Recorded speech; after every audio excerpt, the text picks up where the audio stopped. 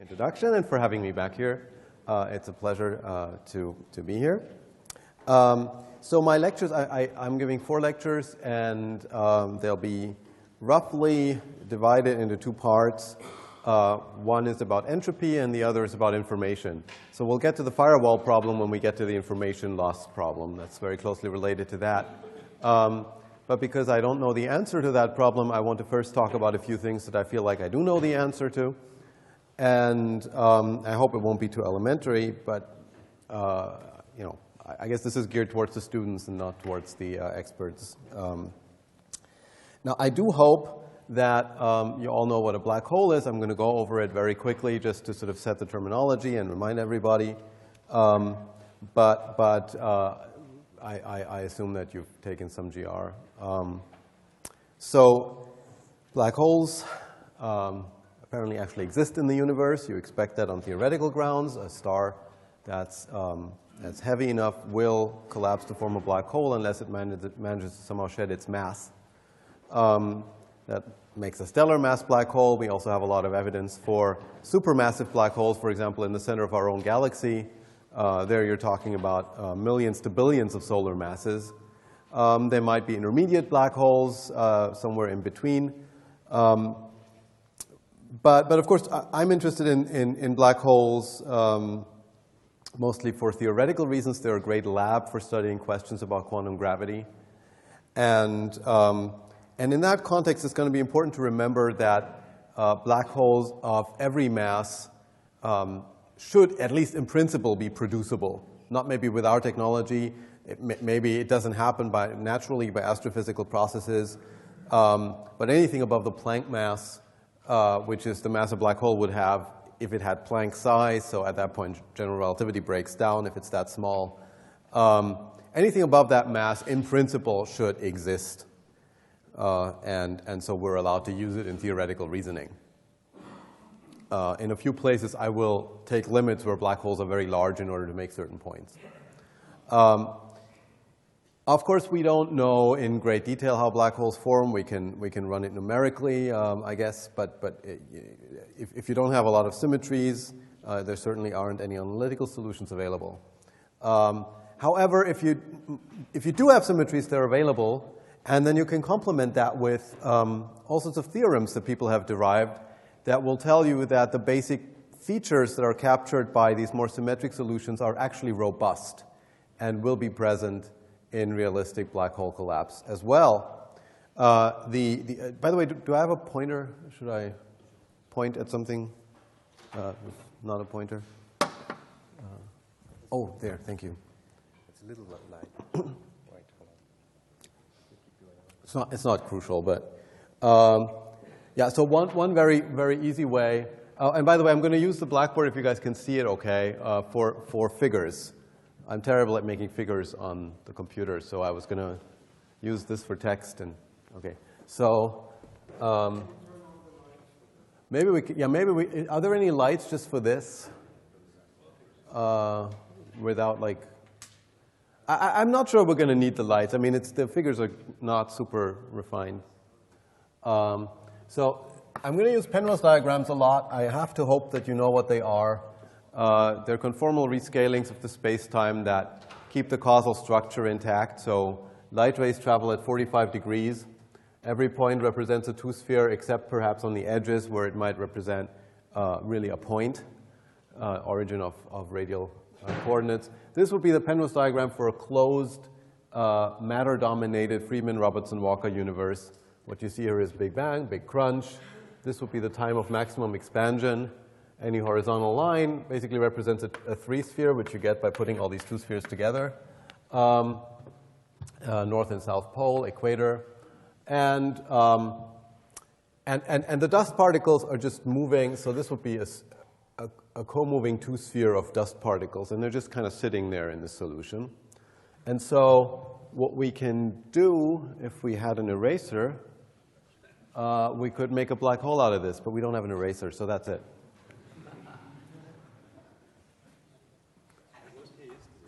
It was here yesterday. Wait, what's? No, it's not an eraser.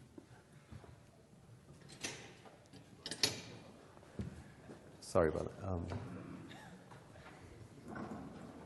Well, I'll give you the other solution in the meantime, before I have to start erasing. You've heard of the Schwarzschild solution. I'll talk about it in a little more detail. But here is the maximally extended Schwarzschild solution. So this is the so-called Kruskal extension. This is an asymptotic region, large radius. This line here, r equals 2m, is the horizon. Actually, all of these points here represent spheres of radius r equals 2m. This is r equals 0, so here's r equals infinity. And this would be the interior of a black hole, defined as a set of points from which you can't get to infinity. Remember, light rays go at 45 degrees, so from here you can't get to infinity if you travel causally. So this is a vacuum solution of Einstein's equations. It's just the gravitational field doing all the work. And this is not a vacuum solution. Okay, here are lots of dust particles going like that. And what we can do is we can take a piece of this solution from co-moving radius 0 out to some co-moving radius, and then just declare that everything outside is the vacuum. And then Birkhoff's theorem guarantees that that region outside the dust ball, so this is a ball of dust which is basically starting small, expanding to a maximum size, and then recollapsing. Everything outside the dust ball is described by the Schwarzschild solution.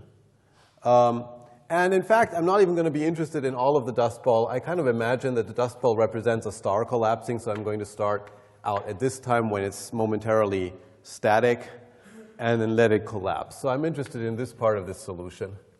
And it turns out that I can cut and paste. I can put these things together, so I'm going to erase this bit here. I'm going to erase a lot of things here as well.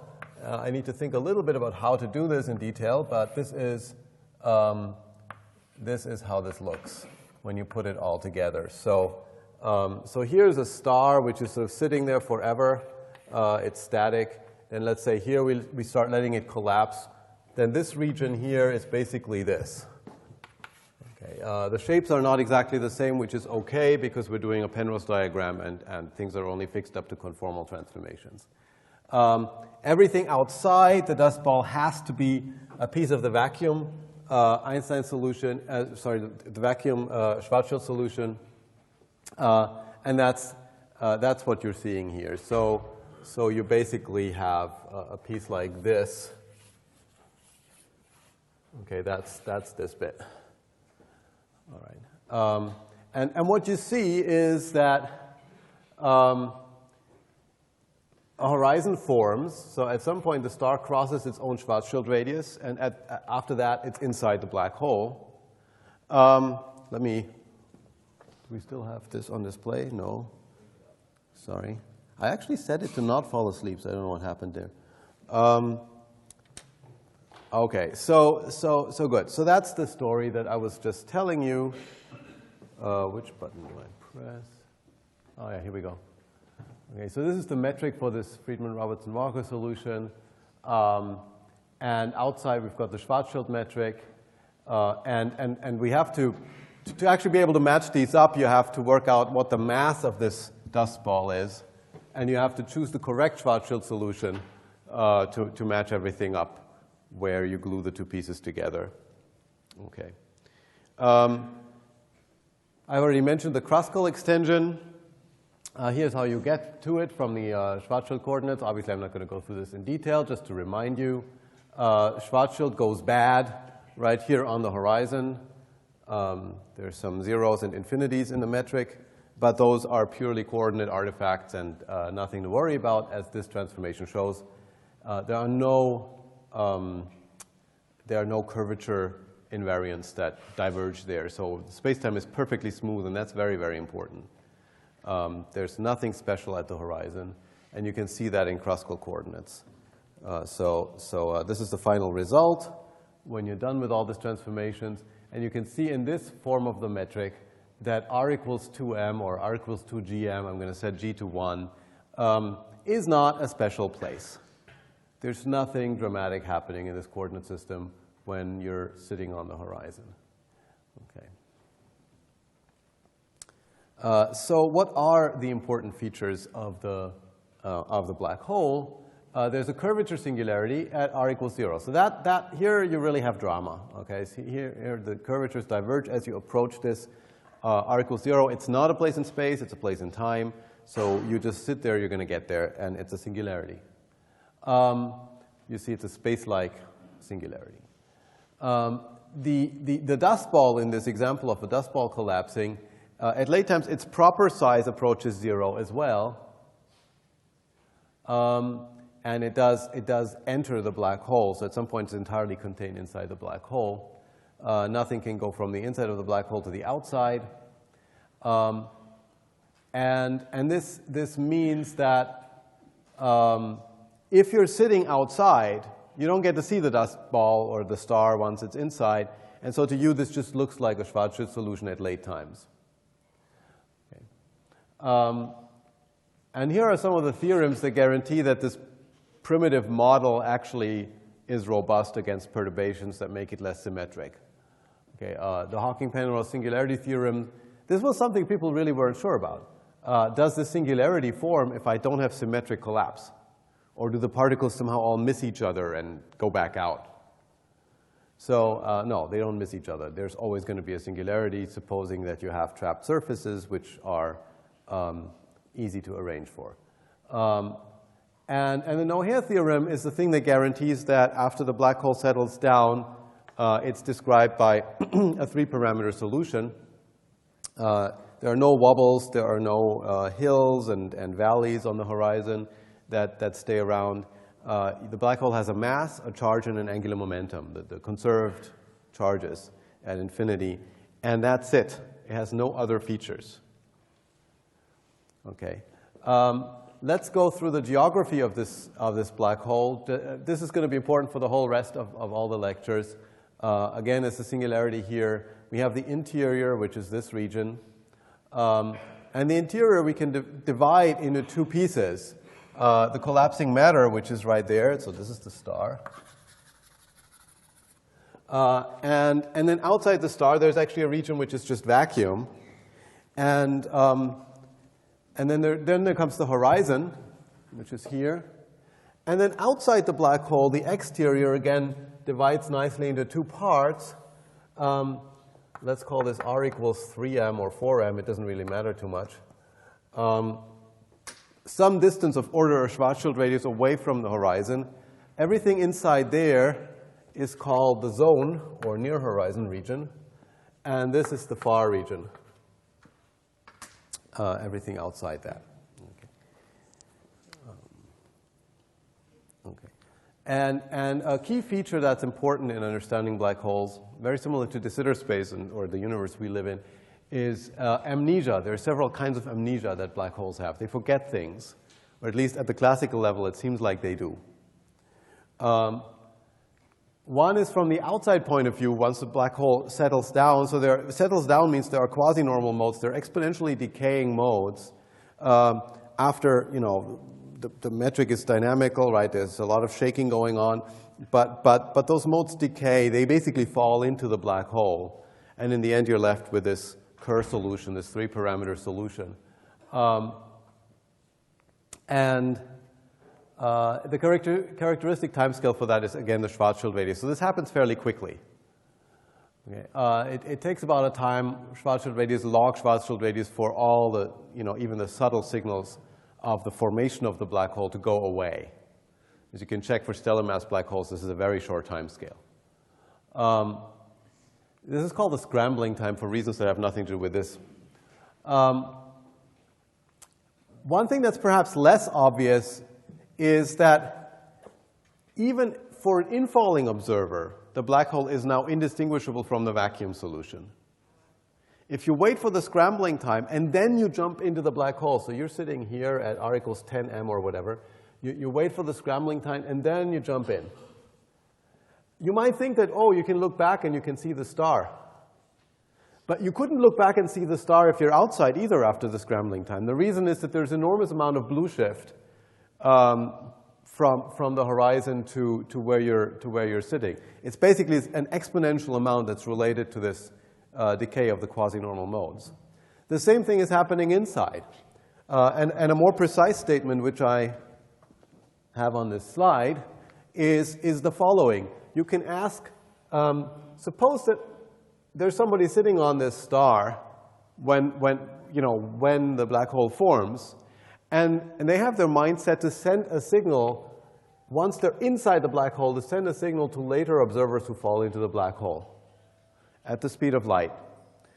But notice that later observers who fall into the black hole have a finite amount of time between crossing the horizon and hitting the singularity. It's, again, of order the Schwarzschild radius divided by the speed of light.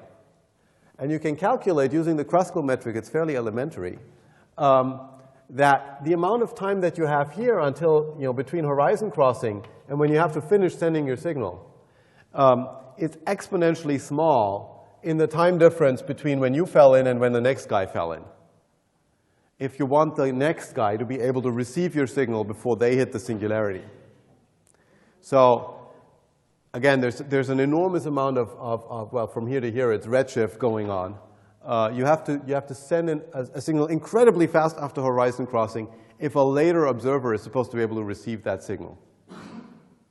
Because people have only a finite amount of time to receive signals when they enter a black hole. And so, again, of course, this means in practice, at some point, this time becomes less than the Planck time. And that's precisely when those two observers are separated by one scrambling time, by Schwarzschild radius times log Schwarzschild radius. Then it becomes impossible for them to communicate to each other inside the black hole. And so for all practical purposes, the inside of the black hole for the later observer is just empty space. It's just a vacuum. Can I ask a question? Yes. Where? Sorry. It's over here. Thank you. So what is the reason for this extra log? And why is it log and not log? Yeah. The extra log comes from the fact that it comes from solving this exponential here. Right. So you have, I'm basically giving you, you can't do this faster than a Planck time, sending out the signal. And over here you have a time of order Schwarzschild radius to receive it. And so you have to ask, what is, so this line here is how the signal travels. It's a very simple line in the Schwarzschild coordinates. It is either u or v equals constant. I think this is probably u, this is v, so this is a v equals constant line. So you can really solve for this in Schwarzschild coordinates.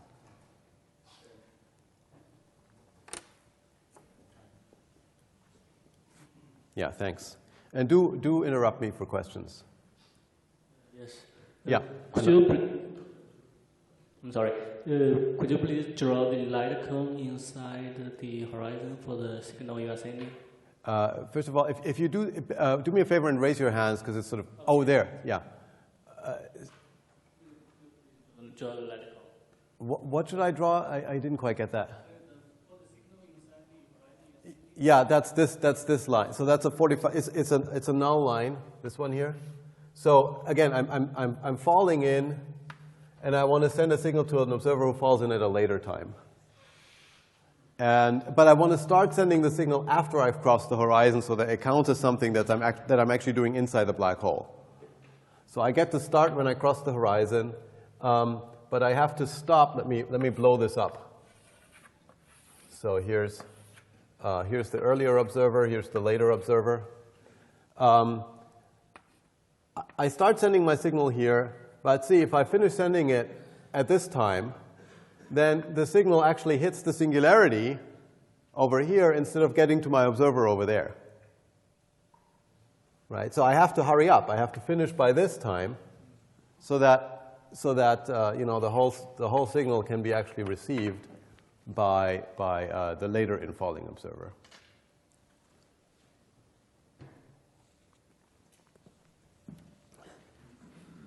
Yeah, so this is the sense in which, sometimes people are a bit confused because depending on the coordinate system you use, it looks like the matter that made the black hole is always somehow there. And also in this diagram, it looks like, well, if I fall in at any time, I can always see the matter in my past. But it's because of these redshifts that that's not actually the case in practice. Those redshifts combined with quantum mechanics. I mean, the fact that you can't send a signal in arbitrarily short time without using a correspondingly high energy. I mean, you can't use more energy than the black hole has, for example. Okay. Good. So that concludes my review of all you ever need to know about black holes. And now I want to start with part one of this topic, which is, I mean, we've got a lot of stuff to cover, and we'll see how far we get. But part one, I want to focus on the concept of entropy. In part two, I want to focus on the concept of information, in both cases, how those relate to black holes and what we learn from black holes about them. And before I get going, maybe there's one more linguistic issue I should clarify. What do I mean by the difference between those two? And let me just illustrate that with a very simple system, something like, let's say you have a system of spins, so just a bunch of qubits.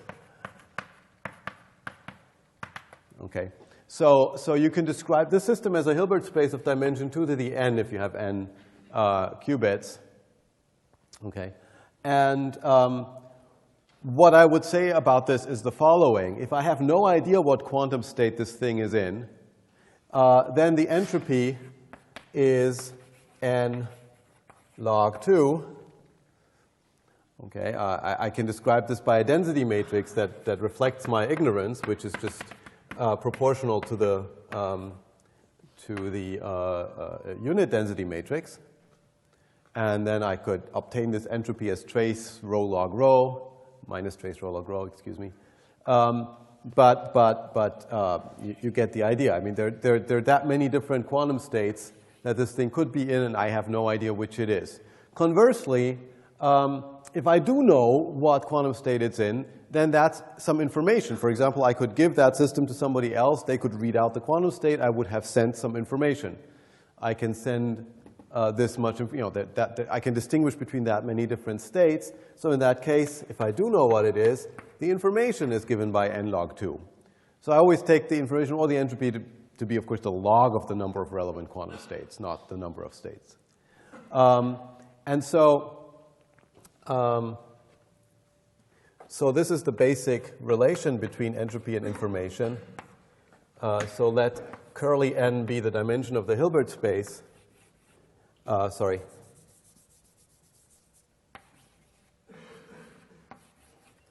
Then this is the relation. So entropy and information are sort of complementary.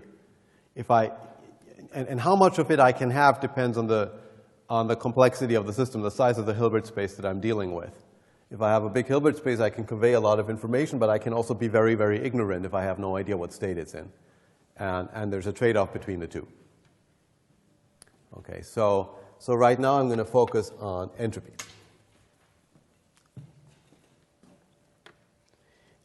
And the distinction is, for practical purposes, essentially that in the first part of the lectures, I'm not going to be worried about the question of whether or not black holes lose information or return it to the outside. In the second part, that's going to be the central question.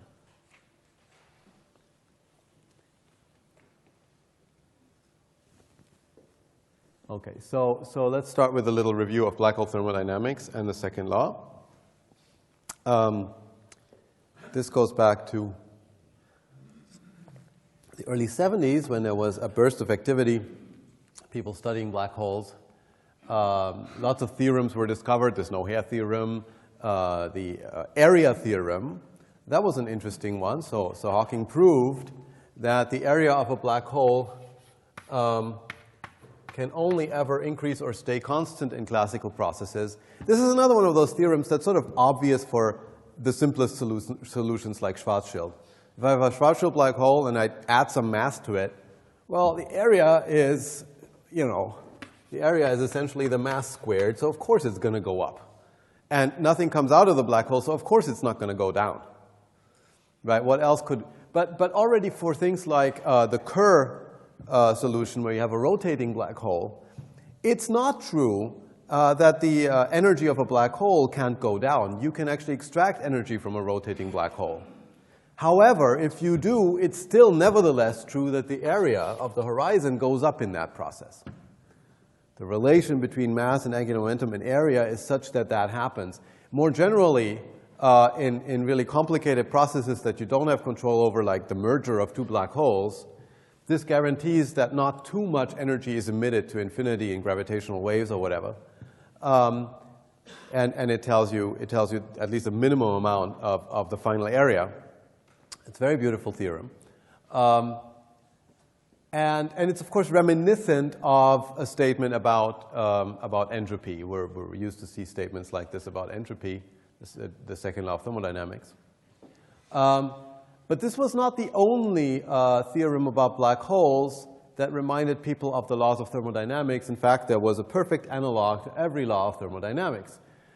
People showed that there exists a quantity, very natural quantity to consider for black holes, the surface gravity, which is constant over the horizon. Again, even for black holes that are not all that symmetric. I mean, obviously it's constant for a spherically symmetric black hole, right? Everything, I mean, you know, the horizon is a sphere, the whole solution is spherically symmetric, so anything is going to be constant under, you know, changes of the position on the sphere. But for rotating black holes, it wasn't so obvious. Surface gravity you can think of as, well, you know that it takes a lot of acceleration for something to hover just above the horizon. You have to keep accelerating to not fall in. But if you actually attach this thing to a string and you hold the string far away from the black hole, the other end, there's a redshift going on again. Basically, think about infinitesimal motions of the string up and down. So you don't need a lot of force to hold a particle of unit mass near the horizon of a black hole if you're holding it from far away. And in fact, the limit, as you take the particle to be at the horizon, as long as you hold it from far away, does not diverge. This force that you need does not diverge, and that force is the surface gravity. That's the definition of this kappa. Okay. So you can see the area of the horizon acted a little bit like an entropy. The surface gravity seemed to have some properties that are reminiscent of temperature, in the sense that it's, you know, a body in equilibrium has constant temperature all over it. And that's, I guess, what we would get from the zero, then the second law of black hole mechanics. And then the first law just fits right into place. It turns out that the way that a black hole responds to the addition of energy is precisely in the way that the first law of thermodynamics would tell you if you replace temperature by surface gravity and entropy by area. So the amount by which the area goes up is governed by that law. And so that was kind of intriguing, but there were convincing arguments that this was just some amusing analogy, nothing to take too seriously. And the argument was pretty simple. If black holes really had a temperature, they would have to radiate, and they can't because they're black holes, nothing comes out. This was an argument that was ironically actually made by Hawking in a paper in 73. The first person to advocate that we should take this analogy seriously was Jacob Bekenstein. He was a grad student at the time, so keep that in mind. And he wrote what I consider to be one of the most beautiful papers ever written.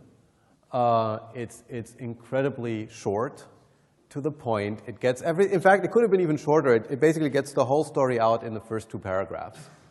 And so I'm just going to read them to you because everybody should have read those paragraphs at least once in their life. It's that beautiful. So that's the paper, Black Holes and the Second Law. And let's just read it. So black hole physics seems to provide at least 2 ways in which the second law of thermodynamics may be transcended or violated. So we haven't talked about this yet, but Bekenstein is worried about the idea that black holes could be used to violate the second law. So what does he mean? Let an observer drop or lower a package of entropy into a black hole, you know, a box full of hot gas or something. The entropy of the exterior world decreases because the box is gone. Furthermore, from an exterior observer's point of view, a black hole in equilibrium has only 3 degrees of freedom, mass, charge, and angular momentum. Thus, once the black hole has settled down to equilibrium, there is no way, and notice the way that he makes the argument, there is no way for the observer to determine its interior entropy. A lesser mind would have said, okay, this entropy is just inside the black hole, too bad that you can't look at it. But it bothers him that you can't look at it. There's no way for it to determine. Therefore, he cannot exclude the possibility that the total entropy in the universe may have decreased. How are you going to know if you can't look at it? It's in this sense that the second law appears to have been, well, maybe not violated, but transcended. It becomes meaningless if I can't check it. So this is very interesting. It's a very operational viewpoint. If I can't check the law, then what's the point? Right? Laws should have operational meaning. I should be able to do an experiment to check that it's actually satisfied, and I should be able to do that under all circumstances, at least in principle, if not in practice. But here, I can't do it even in principle. And in fact, not just if I stay outside the black hole, but even if I jump in at a time that's too late because of this problem of communicating information within the black hole. That box is going to be out of my reach. Okay, so that bothers him terribly. I should actually mention, I didn't put this excerpt out, but there's a second way that you could violate the laws of thermodynamics, which is that you could convert heat to work using a black hole. In this case, you don't drop the hot gas into the black hole. You simply lower it towards the black hole, extracting work while you're lowering the thing down. You know, you could wind up a spring or something while you're lowering this box down. Then let it hover at the horizon or just above the horizon of the black hole and cool and radiate its heat into the black hole. That means that the box loses mass by E equals mc squared. So now it's lighter. And so now when I pull it back up, I don't have to expend all the energy that I gained into my spring when I lowered it down and I've converted heat into work. It's another suspicious situation. Of course, again, you might say, well, actually, there's a lot of entropy that I've produced inside the black hole. But he doesn't care. He's not happy with entropy that I can't look at. So he has an idea, obviously motivated by the area theorem. Black holes themselves have to be assigned an entropy. And when matter drops into the black hole somehow has to make up for that, or more than make up, perhaps, for that lost matter entropy. So we state the second law as follows. Common entropy plus black hole entropy never decreases. By common entropy, we mean, well, what we always mean, entropy in the black hole's exterior in ordinary matter systems. By black hole entropy, we mean, well, the area of the black hole measured in Planck units. This is just Boltzmann's constant, and this is some number of order 1 that he doesn't know how to determine. But on dimensional grounds, there's no other way of converting the area, which is the thing that behaves like an entropy, into a number, which is what entropy actually is, unless you just divide it by the Planck length squared. Okay. All right. So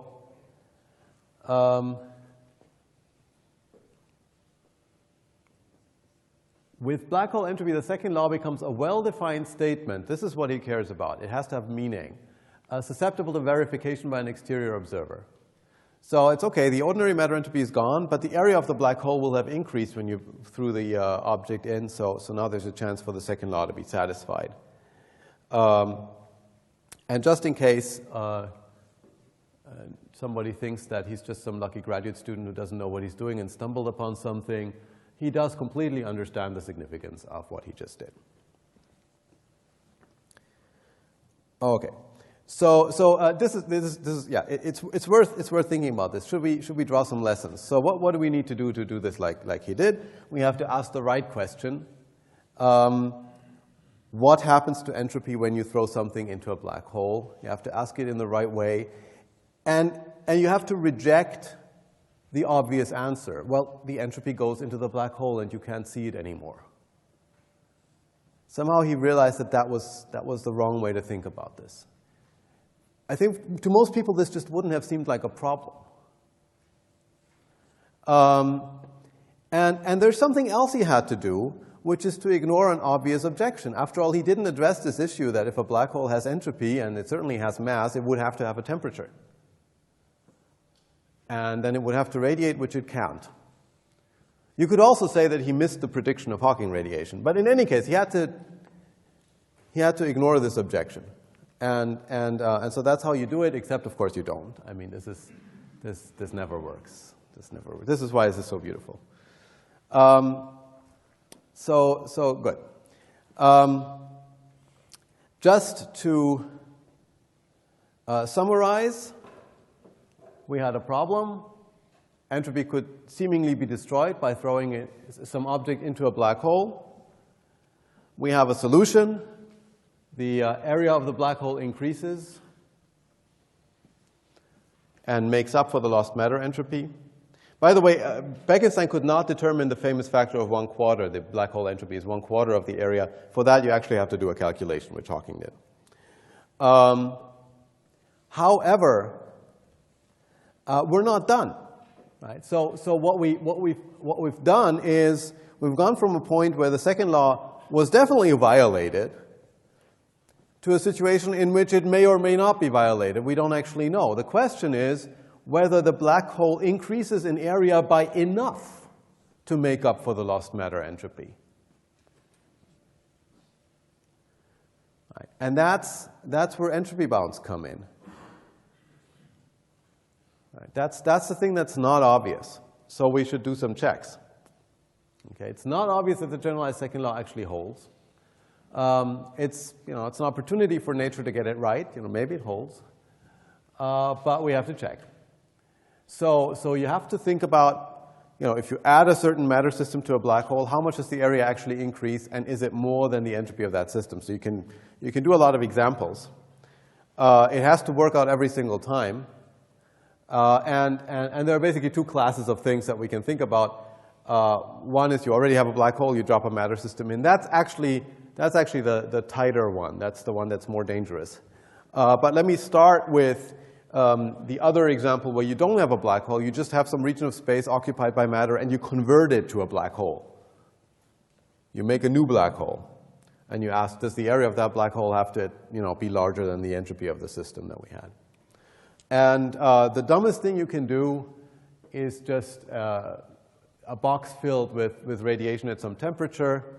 You use the usual formula, so Z is the effective number of species, and so the entropy is given by, the entropy density is temperature cubed. Got to multiply that by the volume, which is the radius cubed, and the number of species. That's the entropy of the matter. And of course, it seems like we can increase that arbitrarily for a given size spherical box by increasing the temperature as much as we like. But it's important here that we're dealing with a theory of gravity. That's how black holes came into this in the first place.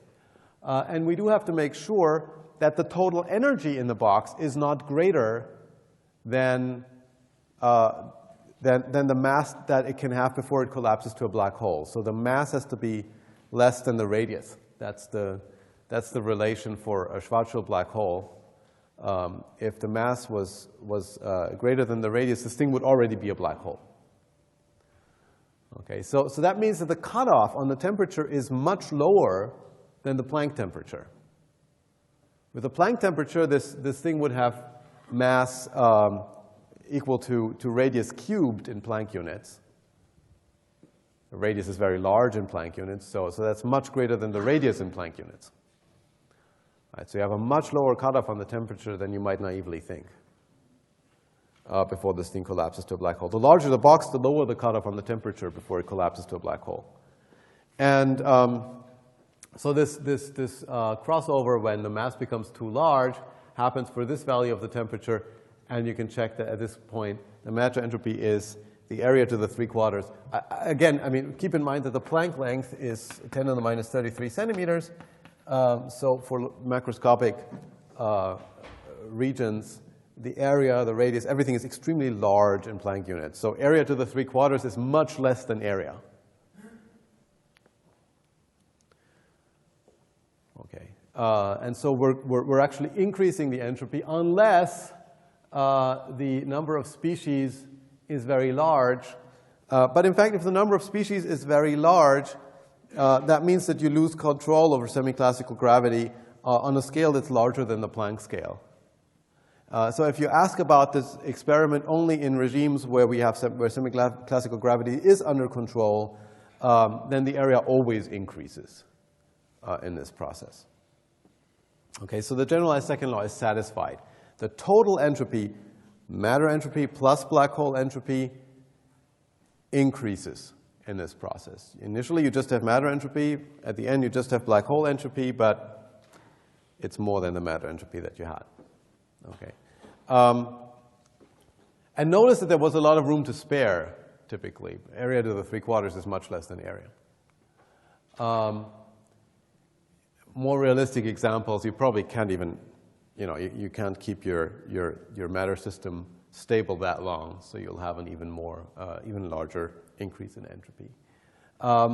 So you can do a few examples like this, and it always works, and so you start thinking, okay, this seems to be true. This generalized second law seems to be true.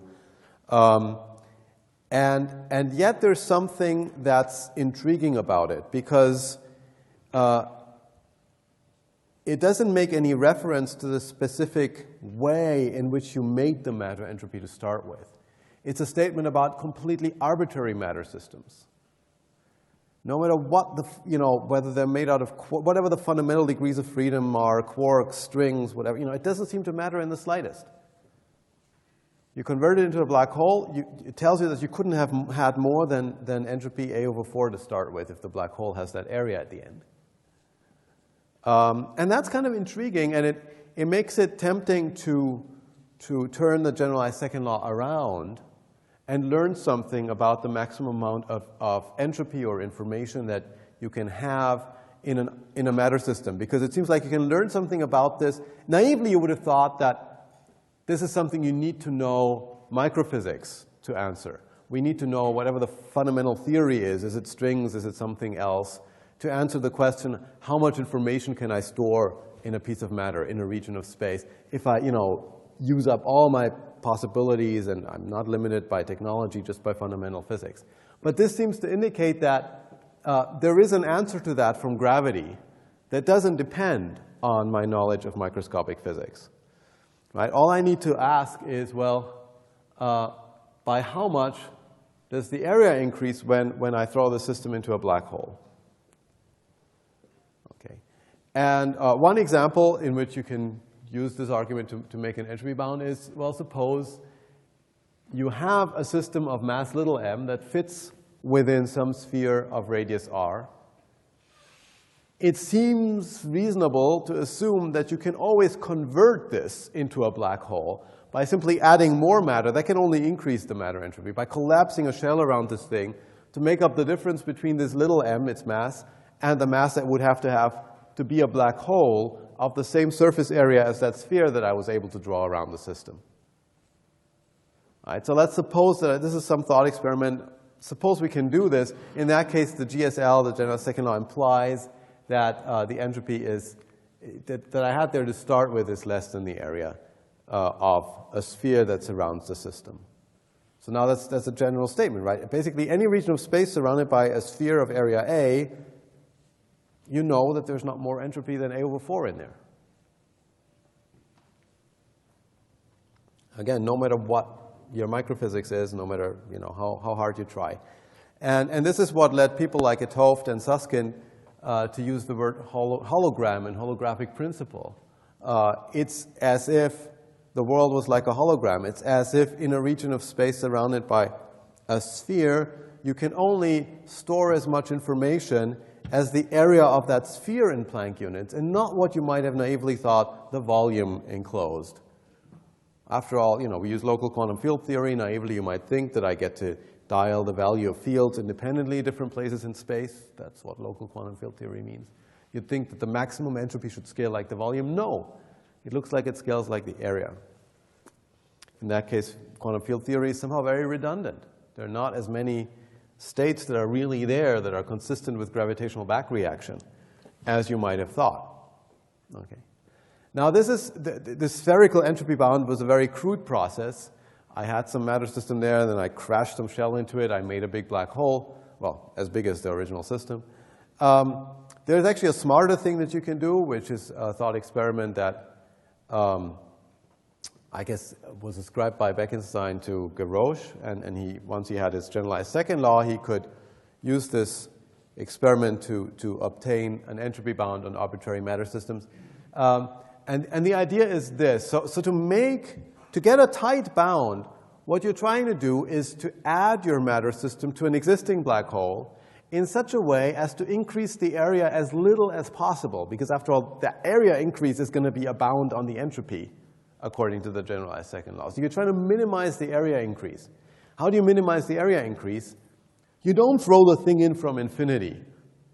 What you do is first you extract as much energy as possible from this object by lowering it slowly. Again, extracting work. This thing can wind up a spring at infinity, so that the effective mass that you're adding to the black hole, as viewed from infinity, is redshifted. It's much smaller than if you just threw the thing in and let it fall in at great speed. Okay. That's the strategy. In fact, you could make the mass added to the black hole exactly 0 if the object you were throwing in was point-like, because then you could lower it all the way to the horizon where the redshift is infinite. But it's important that real things are not point-like. Okay? And so there's some minimum distance that you can lower it to before you have to let go, because it's going to be ripped apart by tidal forces. Once any piece crosses the horizon, it's gone. So there's some, the lower end can touch the horizon, but you have to keep the system outside before you finally drop it in. And this is what you find. You can go through, this is a simple homework problem. You can go through the calculation or look it up in this paper. But you find that the minimum area increase that you can achieve is 8 pi times the mass of the system times the radius of the smallest sphere that you can fit around this system. That's the minimum area increase you can accomplish when you drop the system into the black hole. And so then that divided by 4 must be an upper bound on the entropy of the system, because that entropy is gone, and area difference over 4 is what's making up for it. So if the generalized second law is supposed to hold, the entropy better be less than that. The matter entropy had better been less than that to start with. And notice 2 things. Again, in the end, it doesn't matter if I actually drop the system into a black hole or not. It's just that I could have.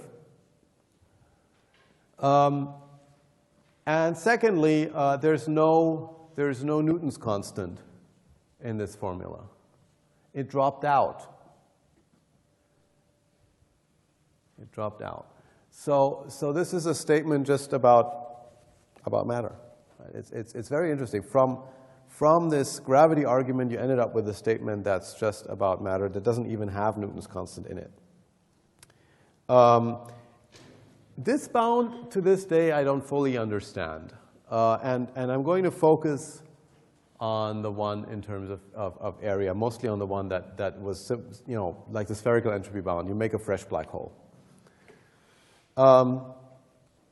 So now here are some objections that can and have been leveled against these kinds of arguments.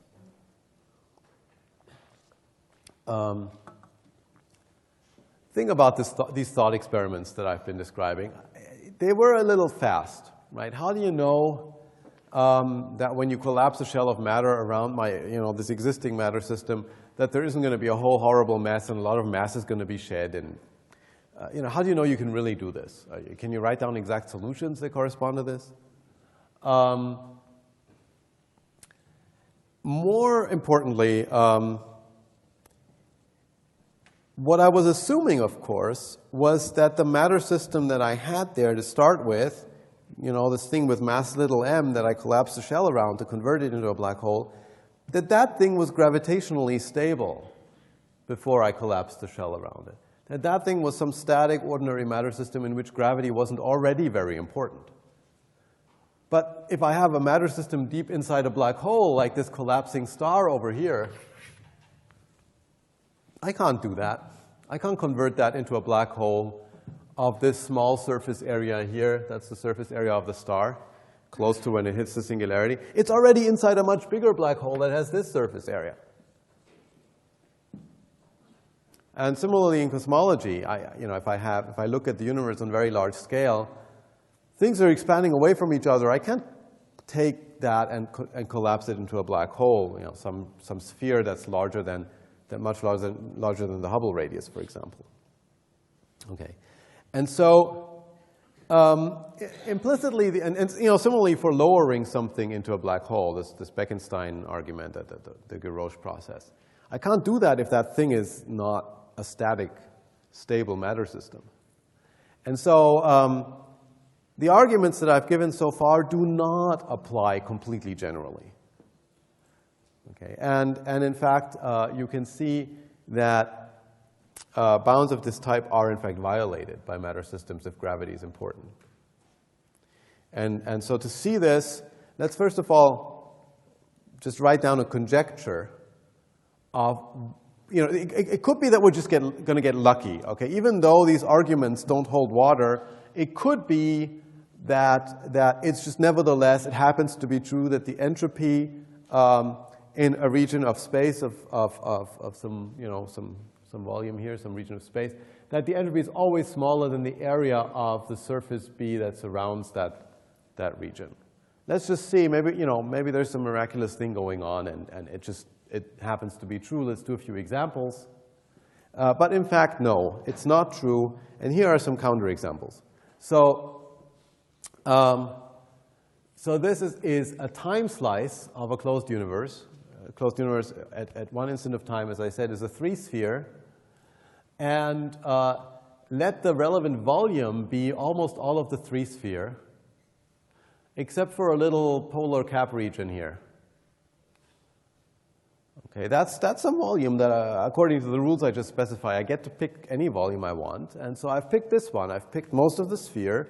Now I get to look at how big is the area of the boundary of that volume. Of course, it's arbitrarily small if I make the polar cap small. Right? The entropy in here is arbitrarily large if I make the 3-sphere large.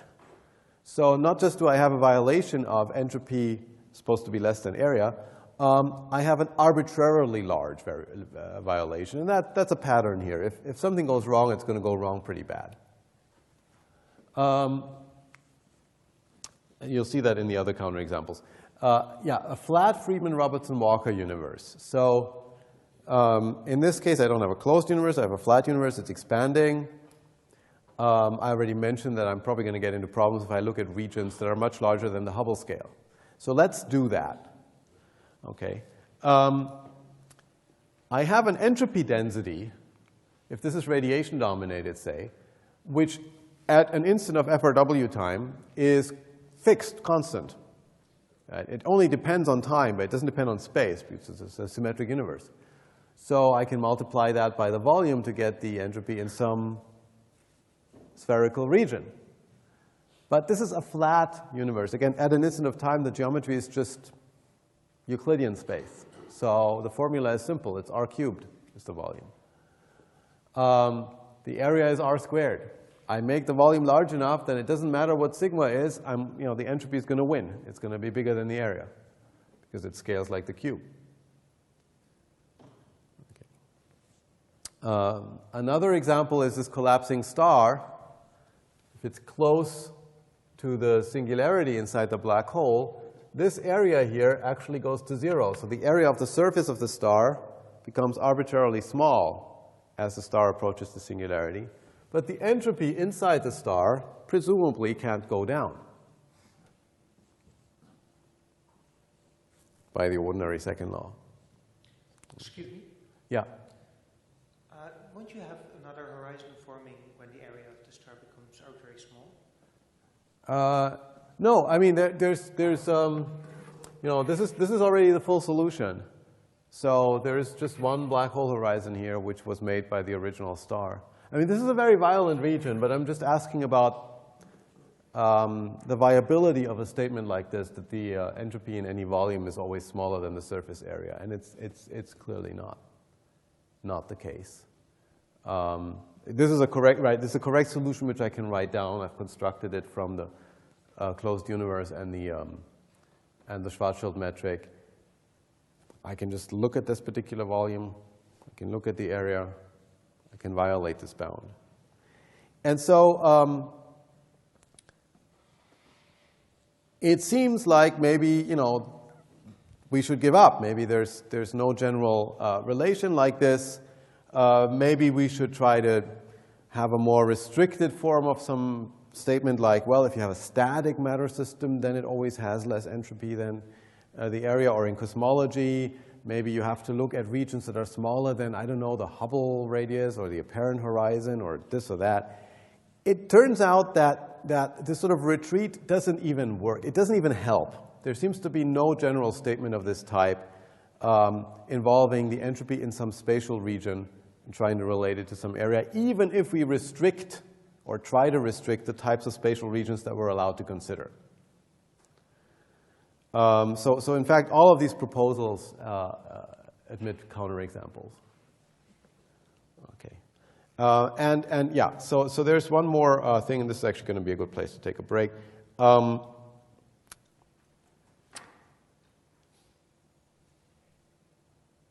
Why doesn't this work? Why can't we define a sufficiently small spatial region such that entropy is always less than area for such a region? And it's basically because there's no generally covariant notion of the smallness or largeness of a spatial region. That just doesn't make any sense in general relativity. And to see this, consider the fact that even in this room, we can get ourselves terribly confused about how large the area of the walls of this room actually is. Right? You might think, well, it's very easy. You can measure it. It's this and that many square meters. But in that case, you're using a particular coordinate system. You're using a way of slicing time, taking a particular instant of time, and then you have a three-dimensional object. Now you can look at the boundary of this three-dimensional object. It's two-dimensional. Then you call that the area.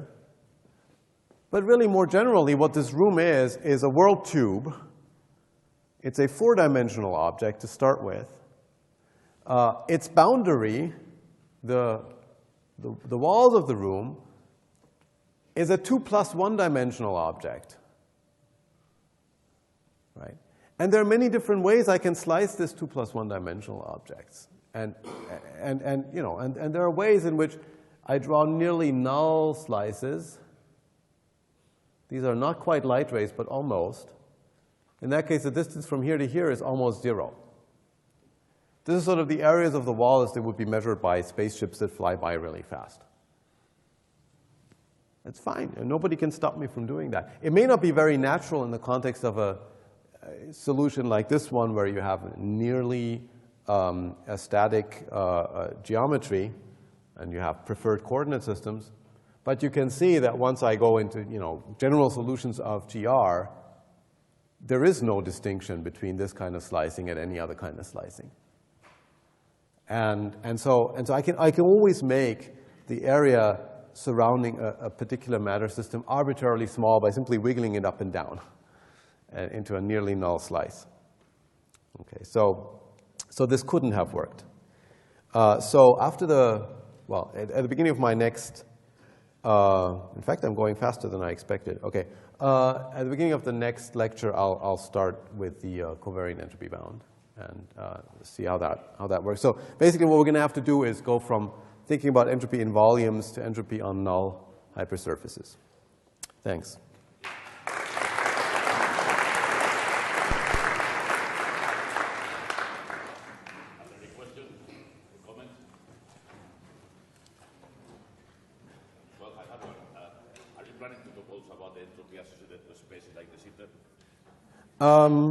Not much. Not much.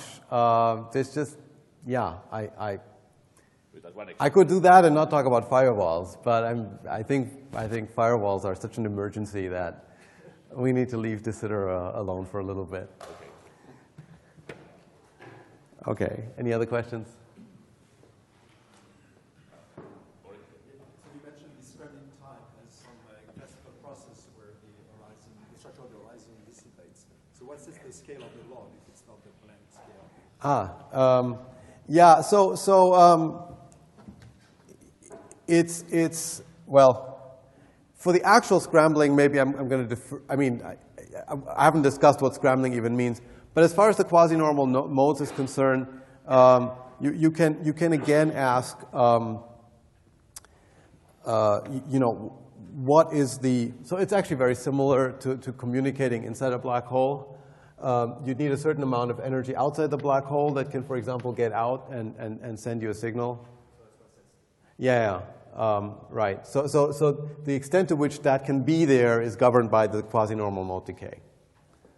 And at some point, there's just no, you know, the deviations from the Schwarzschild solution become too small for any signal to get out. Thank you. So since we are using freely the concept of entropy, it's here. Thank you. Are there any limitations in dealing with entropy in systems which are coupled to gravity? Like, does the space have to be asymptotically flat, or is there any other constraint? Because if you... I didn't fully understand the question. Are you asking me, are there limitations in how we define entropy in the context of gravity? So I'm saying that if you read classics, if you read Landau Lifshitz, you know, since I'm Russian, then they tell you that in thermodynamics, on page 10, they tell you that the concept of entropy doesn't make sense for systems coupled to gravity, because in presence of gravity, the total energy is equal to 0. It's just a consequence of diffeomorphism variance, and that's it. So clearly it's this view is too radical, but since there should be some limitations, for example, entropy in a closed universe, like you considered that example, you know, are you sure that that makes sense? Well, the thing that I'm sure doesn't make sense is the idea of energy of a closed universe, or more generally, energy locally in gravity isn't well defined, so you need some asymptotic region to make it well defined. Entropy, well, you know, obviously what we're grappling for here is some deep connection between information and entropy on the one side and geometry on the other.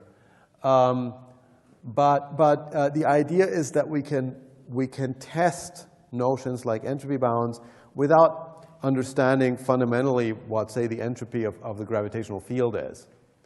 By saying, okay, if I believe that the amount of information in some space-time region is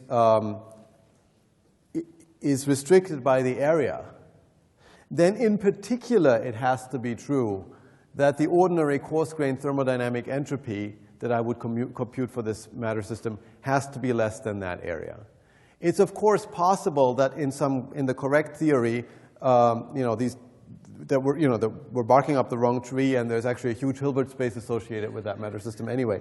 But you would expect that would show up, and it does show up in all these counterexamples. So here I don't have to be very sophisticated in how I compute entropy. I just, you know, in the closed universe, these dust particles, if each of them I can dial, you know, it's spin up or spin down, or if it's radiation dominated, I can use the ordinary formula for radiation entropy. And that's legitimate, because what this really means is that there are a large number of different quantum states which would all lead roughly to the same geometry. And that's really what I'm looking at. So I'm looking at, given this geometry, how many different quantum states could I have had in this region? And if that's already larger than the area, then whatever the true underlying theory is, I think that then I'm dead. I mean, then these entropy bounds can't be terribly important, right? Because the true entropy can only be larger. It has to, the Hilbert space has to at least account for all the states that coarse-grained entropy tells me are possible in this region. Does that answer your question? I mean, it's a very subtle question, and you know, to some extent there are some pitfalls that we could fall into there. But again, all of these bounds, you know, when I talk about this all of these counterexamples are violated with extremely conservative choices of what I might think the entropy is. The last example of this, you know, this room. Okay, I mean, if we don't know how to compute the entropy in this room, we really don't know anything. And you know, gravity wasn't strong there, so any confusions that come in because of the entropy of the gravitational field being somehow important can't possibly answer this objection that I made to entropy bounds in that context.